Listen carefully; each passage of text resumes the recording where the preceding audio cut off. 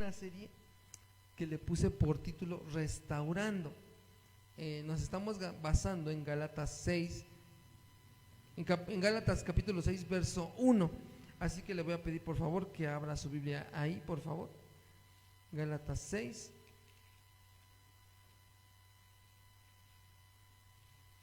verso 1. ¿Ya lo tienen? Para leerlo juntos, por favor. ¿Ok? Gálatas 6:1. Igual va a aparecer en la pantalla. Fíjense lo que dice. Dice: hermanos, si alguno fuere sorprendido en alguna falta, vosotros que sois espirituales, restauradle con espíritu de mansedumbre, considerándote a ti mismo, no sea que tú también seas tentado. Es necesario, para poder continuar, es necesario que recapitulemos un poquito. La semana pasada el tema de la enseñanza era elementos para una correcta restauración. Ahora, la semana pasada nos basábamos en Gálatas 6:1, lo acabamos de leer, y nombrábamos que el solo versículo de Gálatas 6:1, si me haces favor de ponerlo otra vez, nos basábamos en este versículo. Este verso, tan solo en este verso, el apóstol Pablo da 4 conductos regulares de cómo se debe de restaurar a las personas o al hermano que falló, que faltó. Vamos a recapitularlas rápidamente. Dice: hermanos, en primer lugar, al decir hermanos, está dando por hecho de que los receptores de la carta o los que están escuchando esta predicación son cristianos. ¿Es usted cristiano? Ok, entonces esto es para usted. Hermanos, fíjate, si alguno fuera sorprendido en alguna falta, estudiábamos la semana pasada que dice falta porque esto no representa un error doctrinal grave, sino una falta moral que cualquier cristiano tiene ocasionado por la naturaleza de su carne. Entonces fíjate, dice: si alguno de vosotros fuere sorprendido en alguna falta, dice vosotros, o sea la iglesia, vosotros que sois espirituales. El primer conducto regular es ser espiritual. Aquí es necesario, para poder llevar a cabo una restauración correcta, es necesario ser espiritual. Dice: restauradle. Les decía yo la semana pasada que restaurar tiene la idea de alguien que tiene un oficio, que sabe hacer las cosas bien. Ese es el segundo conducto regular. Y el tercero dice: con espíritu de mansedumbre. O sea, lo vas a hacer con pinzas, tratando al hermano como debe de ser tratado. Y la cereza que corona el pastel, el cuarto, considerándote a ti mismo. Entonces, con esto, yo les decía la semana pasada, y se los vuelvo a decir hoy, con esto no quiere decir que vamos a pasar por alto las ofensas, ni que, ay, el hermano todavía es un borracho, pues así déjalo, considérate a ti mismo. No, solo que hay que considerar estos 4 conductos regulares antes de proferir juicio y aplicar disciplina. ¿Se acuerdan los ejemplos que les ponía yo la semana pasada, no? Se trata de restaurar al hermano. Si tu hermano peca, es simplemente porque sigue atado a su carne, igual que tú y que yo. Entonces, lo que el Señor trata de hacer con esta serie, hermanos, es que si estamos empezando, porque estamos empezando, no tenemos ni un año, si estamos empezando, es necesario sentar unas bases sólidas para que cuando el hermano que venga y que falle delante de nosotros, y te preguntaba la semana pasada, ¿cuál es tu actitud ante la ofensa del hermano delante de ti? Una ofensa directa o indirecta. ¿Cuál es tu actitud? ¿Te admiras? ¿Te ofendes? ¿O le dices, oh, está condenado? ¿O qué dices tú? Precisamente ese tipo de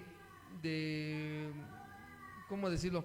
Ese tipo ay, se me fue la palabra. Bueno, ese tipo de reacciones que pudieras tú tener ante la falta de tu hermano, se puede decir que eximir si llevamos a cabo esos 4 conductos regulares, porque lo vas a hacer siendo espiritual, lo vas a hacer restaurando, sabiendo cómo hacerlo. Lo vas a hacer con mansedumbre y sobre todo lo vas a hacer considerándote a ti mismo. Entonces fíjense, eso fue de lo que se trató la semana pasada, palabras más, palabras menos. El día de hoy vamos a ver el segundo tema. El título de esta enseñanza ya se los había yo dado la semana pasada. Ahí está, un discípulo fracasado y restaurado. Un discípulo fracasado y restaurado. La mañana de hoy vamos a ver la manera en que Jesús restaura al caído. Recuerda, bueno, ¿quiénes han leído los evangelios? Levante su mano, ¿quién ha leído los 4 evangelios? Ok. En los 4 evangelios aparece cuando Jesús restaura a alguien. ¿Ustedes qué dicen? Seguro, ¿sí o no? ¿Me podrían decir dónde? Bueno, estamos hablando de un discípulo. A Pedro. ¿Dónde? Bueno, les pregunto por qué. Porque no es muy notorio. Así como que tú lo lees, lo pasaste por desapercibido. Fíjate, sin duda, hermano, para caer, escucha lo que te voy a decir. Para caer se tuvo que haber caminado primero, ¿no? Si hoy hay caída, antes que hubo firmeza o pasos, ¿no? Si hoy es necesario levantarse, es porque antes se estuvo de pie, ¿no? Porque fíjate, estabas en el piso, ¿por qué? Ahí naciste, no, te caíste. Trae a tu mente cuando tus hijos o tus sobrinas estaban chiquitos, se caían y ¿qué hacías? ¿Ahí los dejabas? Le dices, ahí quédate porque ya te chupó el diablo, ¿qué hacías? Corrías y lo levantabas, ¿no? ¿Por qué? Porque para que uno camine es necesario, más bien, dice uno de mis tíos, hay 2 clases de motociclistas. Número 1, el que se cayó, y número 2, el que se va a caer. Yo puedo atreverme a decir lo mismo. Hay 2 clases de cristianos, el que se cayó ya y el que se va a caer. Y esto precisamente es para que cuando se caiga, tú lo levantes. Para esto es, ninguno de nosotros está exento de caer. Y de nueva cuenta, hermanos, es necesario que citemos el versículo que citamos la semana pasada. Bien conocido, 1 Corintios 10:12, lo leímos la semana pasada, no lo busques, pero va a aparecer en la pantalla, te lo voy a leer. Así que el que piensa estar firme, ¿qué dice? Mire que no caiga. Les voy a preguntar lo mismo que la semana pasada. ¿Cuántos están firmes en el Señor? Levante su mano. Ten cuidado de no caer. Y con ese entendimiento es que hay que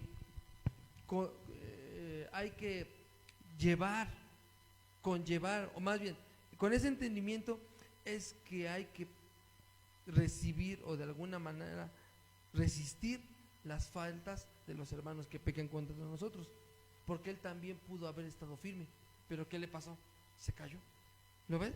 Fíjate, quizás por eso es que podemos identificarnos con el apóstol Pedro, un discípulo determinado y entregado al Señor, pero que falló una y otra vez, como nosotros comprendemos, ¿no? Sus momentos de fracaso son memorables, ¿no? Vamos a nombrar algunos. Cuando fíjense, un fracaso de Pedro, cuando el Señor Jesús es entregado, saca la espada y le da al siervo del sumo sacerdote. ¿A dónde le da? La oreja. ¿Iba para la oreja? ¿Para dónde iba? Fíjate, ni buen tino tenía, ni siquiera para defender al Señor fue bueno. ¿Lo ves? Vamos a citar uno de tantos, fíjate. Vamos a citar uno de tantos. Juan 13, por favor. De hecho, por eso también es necesario que no se pierdan también el discipulado. Estamos estudiando el Evangelio de Juan y vamos precisamente en Juan 14, pero aquí vamos a leer Juan 13 del 37 al 38.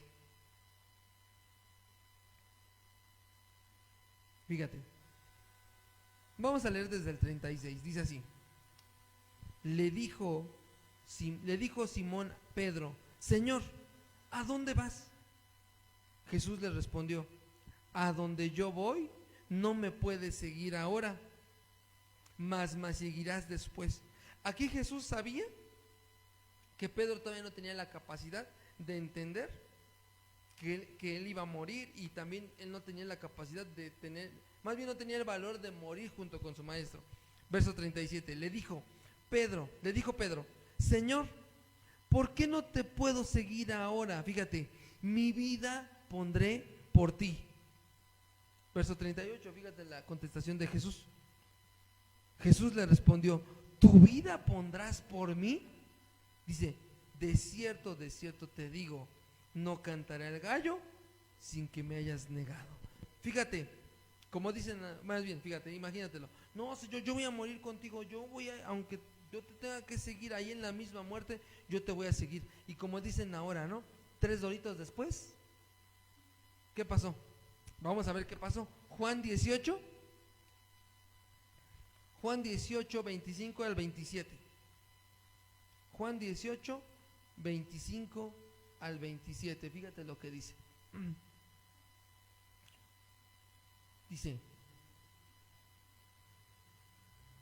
Dice: estaba pues Pedro en pie, calentándose, y le dijeron: ¿no eres tú de sus discípulos?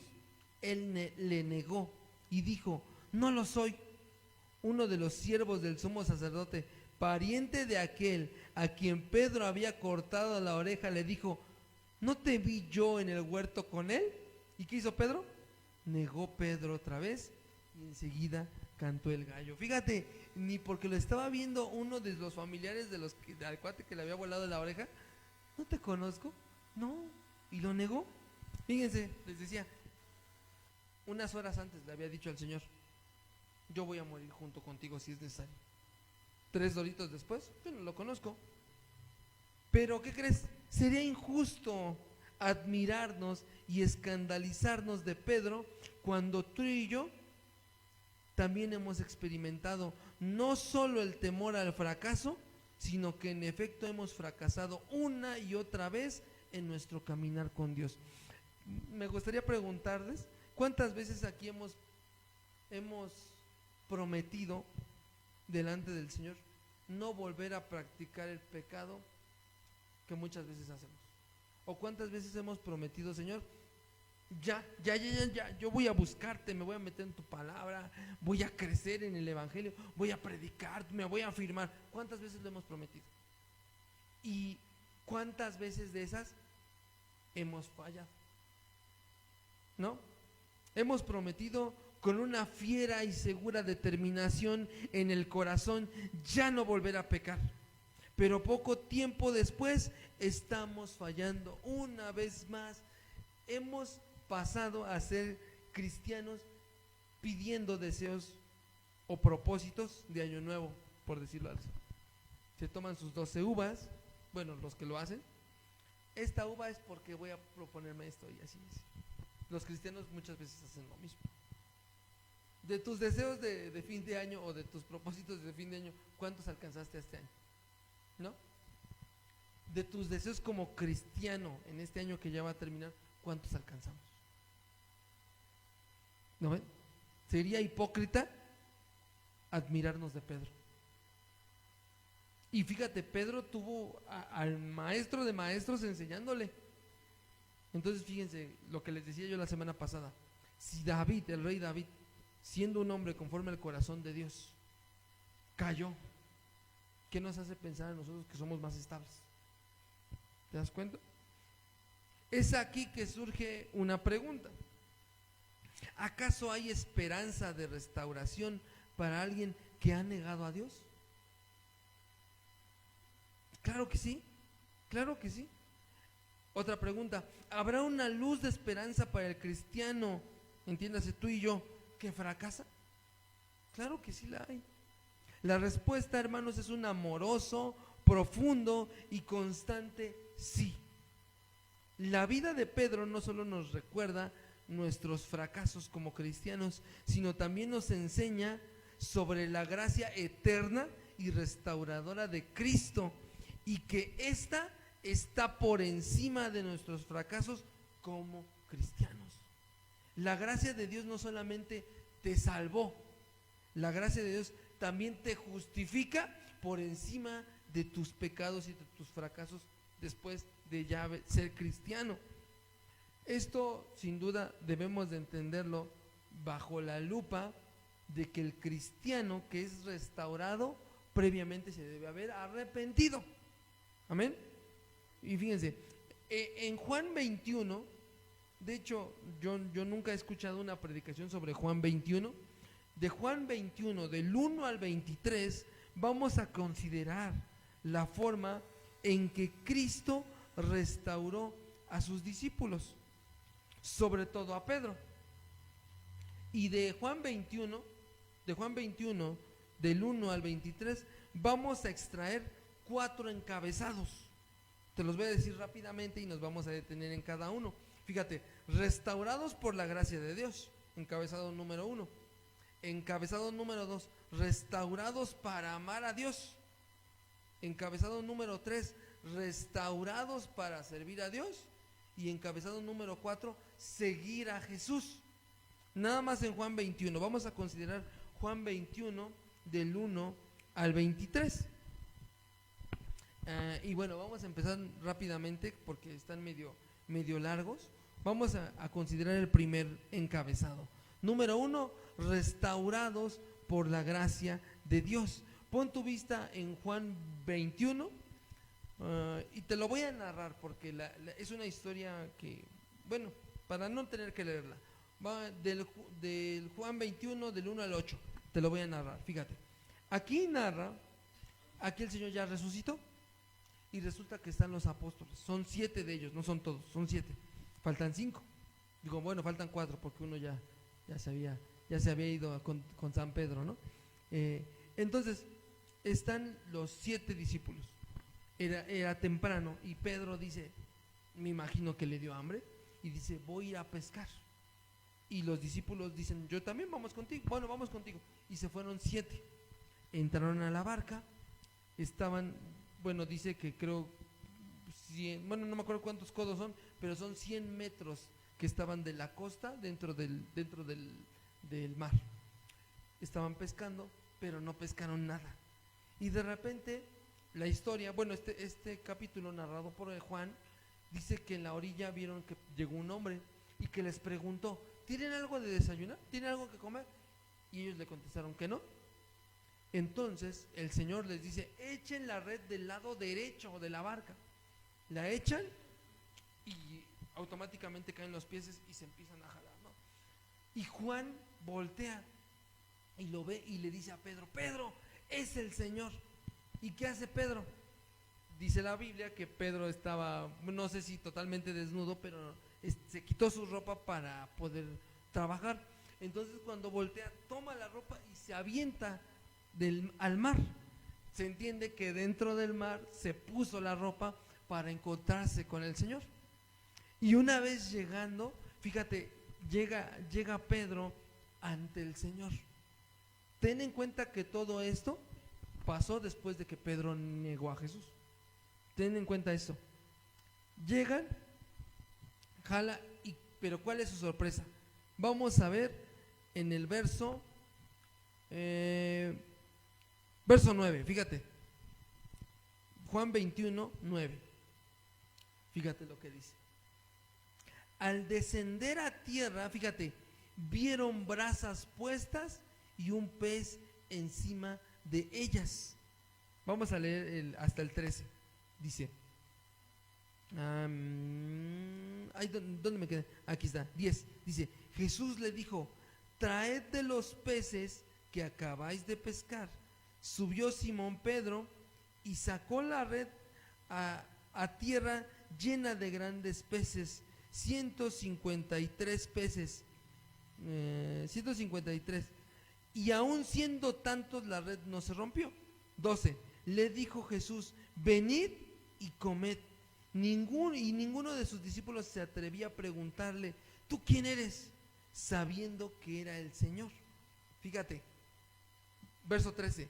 Vino pues Jesús y tomó el pan y les dio, y asimismo del pescado. Fíjate, te voy a leer el verso 13 de Juan 21, te lo voy a leer en la versión traducción en lenguaje actual. Fíjate lo que dice, el puro verso 13, traducción en lenguaje actual, por favor. A ver si puede aparecer. Denme un momentito para que lo leamos todos.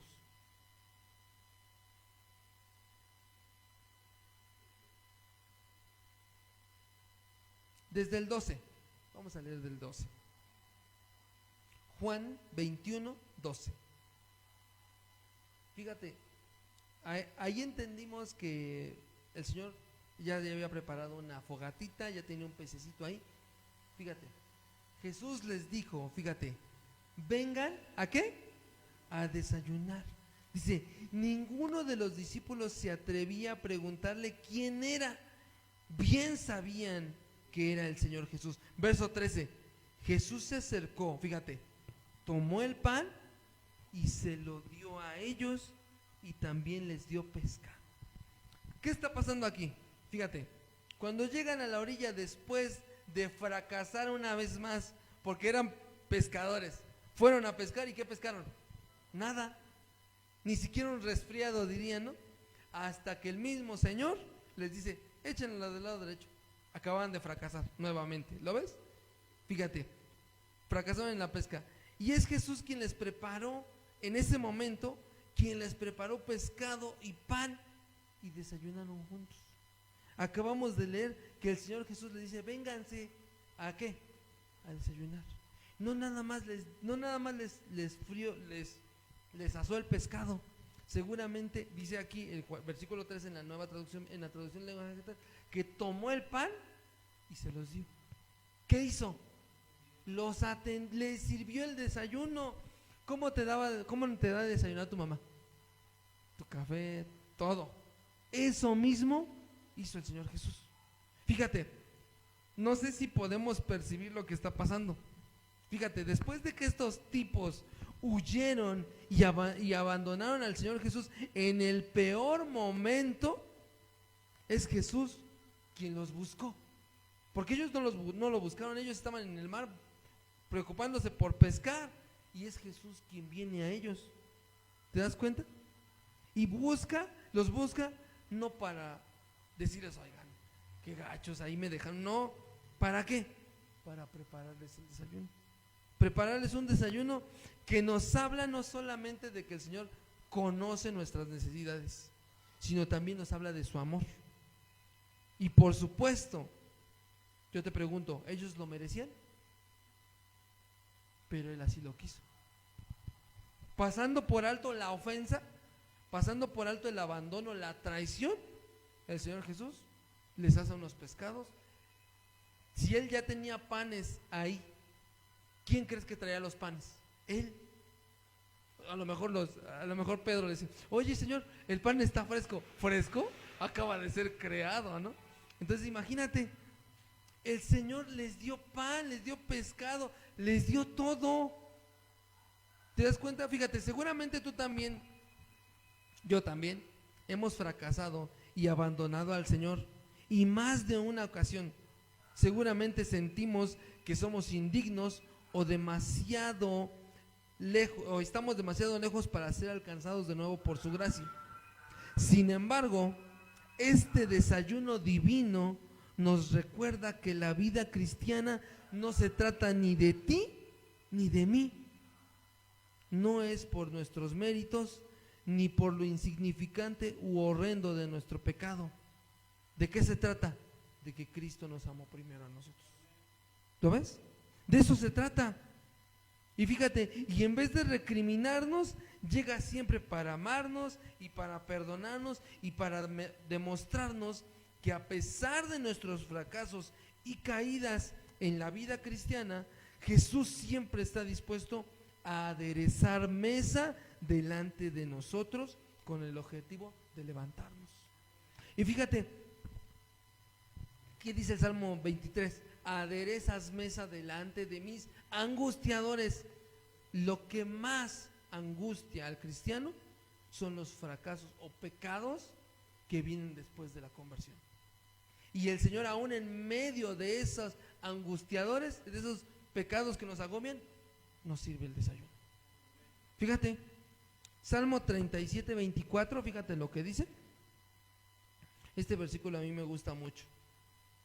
Salmo 37, verso 24, fíjate lo que dice.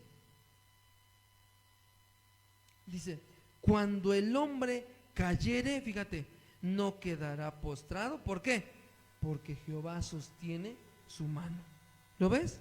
Entonces, ¿vas a caer? Sí, pero el Señor te va a levantar. Si hoy el Señor está dispuesto a restaurarnos, es porque su gracia es mayor que el peso de tus pecados. ¿Lo ves? Entonces, fíjate, vemos que el Señor comienza la restauración, no diciéndole, a ver, ahora sí, vengan, ¿por qué me negaron? ¿Por qué se largaron? Yo ahí colgadote en una cruz y ustedes ahí huyendo, parecen ratas. ¿Eso les dijo el Señor? No, ¿qué les dijo? Vénganse, vamos a desayunar. Esto sin duda nos habla de la gracia de Dios. Por eso el primer encabezado es restaurados por la gracia de Dios. Ya vimos, ¿no? Vámonos rápidamente con el encabezado número 2. Fíjate, restaurados para amar a Dios. Restaurados para amar a Dios. Y fíjate, lo que viene después de este desayuno celestial es una escena intensa, íntima, pero pública a la vez. Y nuevamente es el apóstol Pedro el que está en el centro del escenario. Y después de negar al maestro 3 veces, cuando prometió jamás hacerlo, le ha llegado la hora de tener una conversación con el maestro que negó. Y esta conversación pondrá en evidencia su lealtad y sobre todo su amor como creyente. Vamos a leer Juan 21 del 15 al 17. Lo vamos a leer de corrido. Juan 21 del 15 al 17. Dice así: cuando hubieron comido, Jesús dijo a Simón Pedro, fíjate, Simón, hijo de Jonás, ¿me amas más que estos? Le respondió, sí, Señor, tú sabes que te amo. Él le dijo, apacienta mis corderos. 16. Volvió a decirle la segunda vez, Simón, hijo de Jonás, ¿me amas? Pedro le respondió, sí, Señor, tú sabes que te amo. Le dijo, pastorea mis ovejas. Verso 17, le dijo la tercera vez, Simón, hijo de Jonás, ¿me amas? Pedro se entristeció de que le dijera la tercera vez, ¿me amas? Y le respondió, Señor, tú lo sabes todo, tú sabes que te amo. Jesús le dijo, apacienta mis ovejas. Fíjate que Jesús no cuestionó los motivos de Pedro para negarle, ni tampoco lo abordó por la incongruencia entre sus promesas y sus acciones. No le dijo, oye ya Pedro, ya aquí estando en confianza, tú me habías prometido que no me ibas a negar, hasta dijiste que ibas a morir conmigo, ¿qué pasó? ¿No? O a ver, ya Pedro, así dime la verdad, ¿me amas? Fíjate, pero no, el Señor solo le hizo una pregunta más profunda, mucho más profunda que el saber por qué le negó. ¿Me amas? ¿Me amas? Y esto sin duda debió golpear el corazón del temperamental Pedro y también debería de golpear nuestro corazón.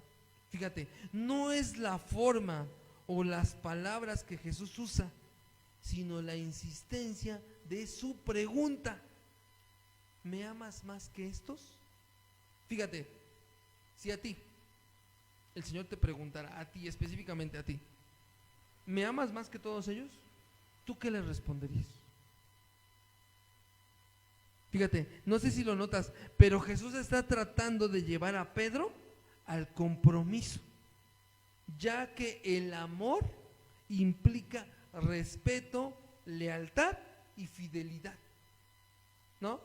O sea, el hombre o la mujer que se casa es porque está dispuesta ya a dar respeto, a ofrecer lealtad y sobre todo fidelidad. Esto es un compromiso. Entonces fíjate, de la misma manera el Señor nos pregunta con la misma insistencia, ¿me amas? Y aquí obviamente haciendo contraste entre aquello con lo que fallamos y al Señor al que decimos amar. Tú conoces aquello con lo que fallas, con lo que tú quieres que el Señor te perdone, te restaure, y el Señor te ofrece restaurarte. Pero el Señor te pregunta, ¿me amas más a mí o amas más eso? Nuestros fracasos no nos han descalificado para ser receptores de la gracia de Dios. Pero el camino hacia la restauración, que es por gracia, ¿qué crees? Involucra el volver, el regresar al compromiso del primer amor. Porque por eso el Señor Jesús no le dijo, Pedro, ¿por qué me negaste? No, simplemente le dijo, Pedro, ¿me amas? Pedro, ¿me amas? Pedro, ¿me amas? Fíjate, Apocalipsis 2:4, no lo busques, estoy seguro que tú te lo sabes. Pero tengo contra ti que has dejado tu primer amor. Fíjate, dejemos entonces, hermanos, de amar más el pecado. Dejemos de amarnos a nosotros mismos, volvamos al compromiso, a la lealtad y a la fidelidad del primer amor. Fíjate, el Señor nos pregunta, pon tu nombre, tu nombre, ¿me amas? Depende de tu respuesta. Y si tu respuesta fue sí, viene el tercer encabezado. Tercer encabezado, restaurados para servir a Dios. Fíjate, la verdad del Evangelio, esta buena noticia sobre la gracia y la restauración que viene de Dios, no solo representa un motivo de gozo para el alma penitente, sino también una motivación poderosa para la vida cristiana. Escucha lo que te voy a decir. El amor que Pedro confesó 3 veces a la pregunta de Jesús, ante la insistencia y de Jesús, tenía que manifestarse de una manera visible. O sea, no nada más es, ¿me amas? Ah, qué bueno. ¿Me amas? Ah, qué bueno. No. Si te das cuenta, seguido del ¿me amas? Venía lo que tenía que él hacer para demostrar ese amor. Fíjate, en el verso 15, Pedro, hijo de Jonás, ¿me amas? ¿Cuál fue la respuesta? Sí, tú sabes que te amo. Apacienta mis corderos. Verso 16, Pedro, hijo de Jonás, ¿me amas? Sí. Pastorea mis ovejas. Verso 17, Pedro, ¿me amas? Se puso triste y dice, Señor, tú conoces que te amo. Ok, apacienta mis ovejas. Fíjate, no sé si lo estás viendo, pero el amor no nada más es amar, te lleva a una acción. Así como aquí a Pedro, ok, ¿me amas? ¿Dices que me amas? Entonces apacentarás a mis corderos. Esto tiene mucho que ver cuando el Señor Jesús dice, el que me ama, no, si me amáis, guardad mis mandamientos. Fíjate, la palabra apacentar, no la vamos a buscar en el griego, pero tiene muchos sinónimos. Fíjate, conlleva alimentar, conlleva cuidar, conlleva guiar, conlleva atender, vigilar, pero también conlleva la responsabilidad sacrificial de estar dispuesto a perder algo. Fíjate, es un trabajo en una frase. El apacentar o el pastorear es un trabajo, es un servicio, es una labor que Jesús encomendó a Pedro por el amor que él le dijo tener hacia él. Y de la misma forma, tú y yo, escucha hermano, no fuimos restaurados o no seremos restaurados por Dios para que sigamos viviendo para nosotros mismos. No, más bien fuimos rescatados de vivir para nosotros mismos, para que ahora vivamos para Dios. Fíjate, seremos restaurados para servir a Dios, no solo por su gracia ni para amarle más, también para demostrar de manera visible el amor y la lealtad que estamos dispuestos a ofrecerle a Él. ¿Lo ves? Entonces fíjate, Seguido del ¿me amas? Viene una tarea que Pedro tenía que hacer. ¿Me amas? Sí. Apacienta, cuida, alimenta. ¿Lo ves? Nuestro pecado y nuestros fracasos, hermanos, no podrán descalificarnos para recibir la gracia restauradora de Dios, ni para llegar a ser instrumentos de su paz para su servicio. Fíjate, recuerda que en la historia de la redención nos dice que Moisés fue un asesino, ¿no? David fue un adúltero, Rahab fue una ramera, Jacob mentiroso y engañador, Pablo fue un asesino y perseguidor de la iglesia, y Pedro le negó 3 veces. ¿Tú qué has hecho? Pues ese pecado que has hecho, el Señor está dispuesto a perdonarlo, pero no lo va a perdonar para que sigas en las mismas, sino para que le sirvas. Como te decía hace rato, Gálatas 2:20, no lo busques, tú te lo sabes. Con Cristo estoy juntamente crucificado y ya no vivo yo, ya no vives tú, mas vive Cristo en ti, y lo que ahora vives en la carne lo deberías de vivir en la fe del Hijo de Dios, el cual te amó y se entregó a sí mismo por ti. Entonces el Señor ya te restauró, te restaura por su gracia. El Señor te restaura para amarle, pero también te restaura para servirle. Amén. Y lo que nos lleva al encabezado final, encabezado número 4, seguir a Jesús. Seguir a Jesús. Vamos a leer Juan 21 del 18 al 19. Fíjate, esta a mí se me hizo muy interesante. Juan 21 del 18 al 19. Fíjate, dice así. Nota que en el versículo 17 al final aparece la última respuesta de Jesús: apacienta mis ovejas. ¿Ya viste? Y empieza el versículo 18. De cierto te digo, le está hablando a Pedro, cuando eras más joven, te ceñías e ibas a donde querías, mas cuando seas viejo, extenderás tus manos y te ceñirá otro y te llevará donde no quieras. Verso 19. Esto dijo, dando a entender con qué muerte había de glorificar a Dios, y dicho esto, añadió que sígueme. Fíjate, después de haber sido restaurado por Jesús y encomendado para servir, Pedro también recibió un adelanto de lo que sería su cruel y horrible muerte. Y al oír esta nota inesperada, Pedro mira hacia atrás y se da cuenta que Juan venía corriendo atrás de él. Vamos a seguir leyendo. Verso 20, dice, volviéndose Pedro, vio que le seguía el discípulo a quien amaba a Jesús, el mismo que en la cena se había recostado al lado de él, y le había dicho, Señor, ¿quién es el que te ha de entregar? Verso 21, cuando Pedro le vio, dijo a Jesús, Señor, ¿y qué de este? Fíjate, como diciendo, ¿y a este no le vas a decir nada? Como quien dice, si me anuncias la muerte a mí, también a él, ¿no? Pues este según te ama más, ¿no? Y tú lo amas más, pues este que también le vaya como en feria. Verso 22, fíjate lo que dice Jesús. Jesús le dijo, si quiero que él quede hasta que yo venga, ¿qué a ti? ¿O a ti qué? ¿O a ti qué te importa? Dice, sígueme tú. ¿Lo ves? Fíjate, Pedro recibe un adelanto de su muerte, voltea a ver que viene Juan de chismoso y le dice, bueno, ¿y a este no le vas a decir nada? Dice, bueno, y si yo quiero que él se quede hasta que yo venga, ¿a ti qué te importa? Por lo pronto, tú, Pedro, sígueme. ¿Lo ves? Fíjate, por la respuesta de Jesús, fíjate, la respuesta de Jesús es directa y reveladora. Jesús le dijo, si yo quiero que él quede hasta que yo venga, ¿qué a ti? Sígueme tú.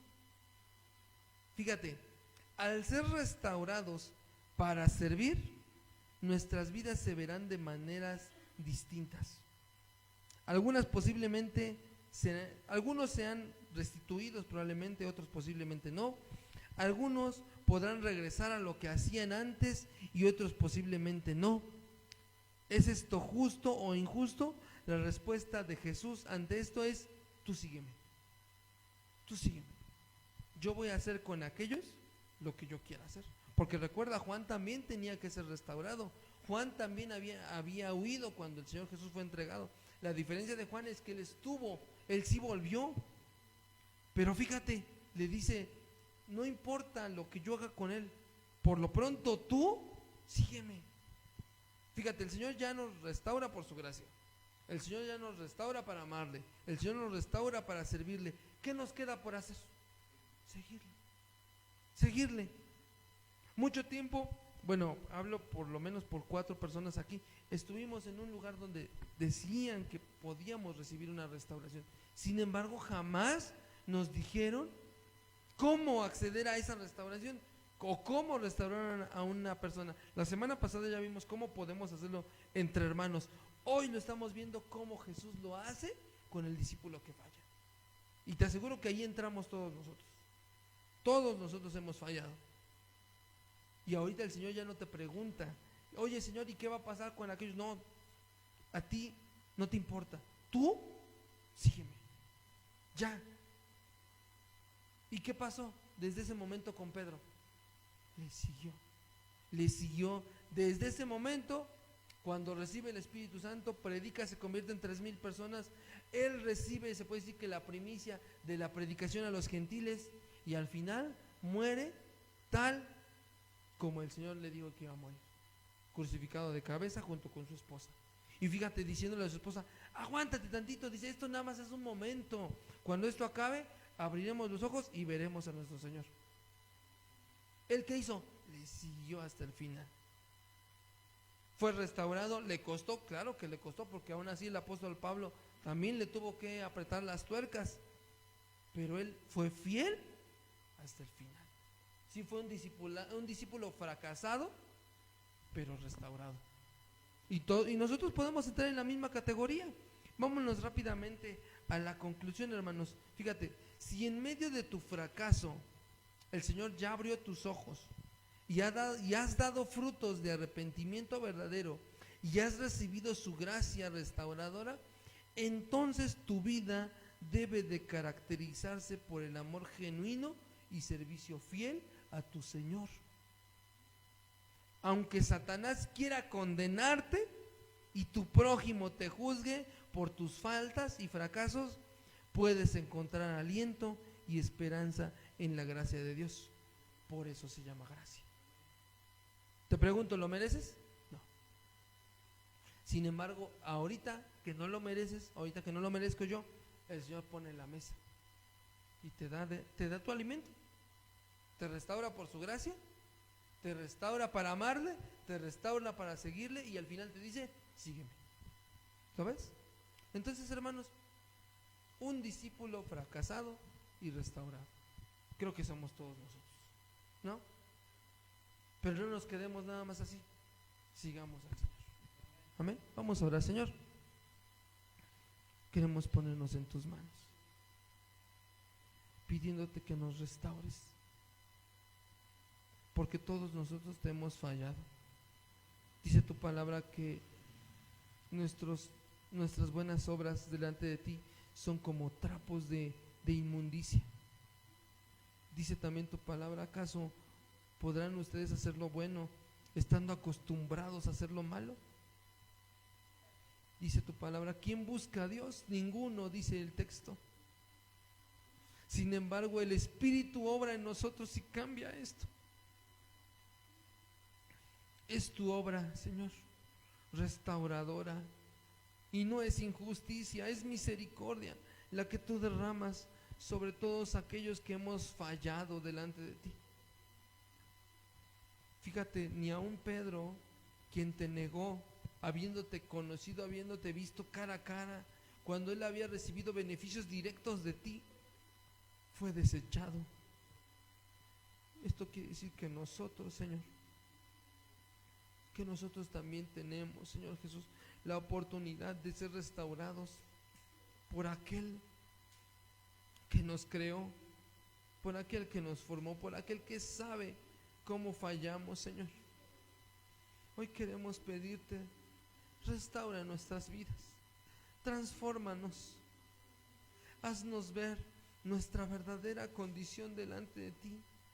Haznos, Señor Jesús, buscarte con un corazón ferviente. Pon en nosotros tanto el querer como el hacer por tu buena voluntad. Pero sobre todas las cosas, Señor, permítenos, Padre, ya no seguir siendo los mismos que somos. Dejar nuestro pecado, dejar nuestra vida y todo lo que hacemos, dejarlo atrás y comenzar a buscarte. Tomar el compromiso de nuestro primer amor, Señor, y seguirte, porque para esto nos salvaste, Señor, por tu gracia, para amarte, para servirte y para seguirte, Señor. Gracias por tu restauración, gracias por tu amor, gracias por tu misericordia. Hoy te amamos y te glorificamos, bendito Señor, en tu nombre, Señor. Amén.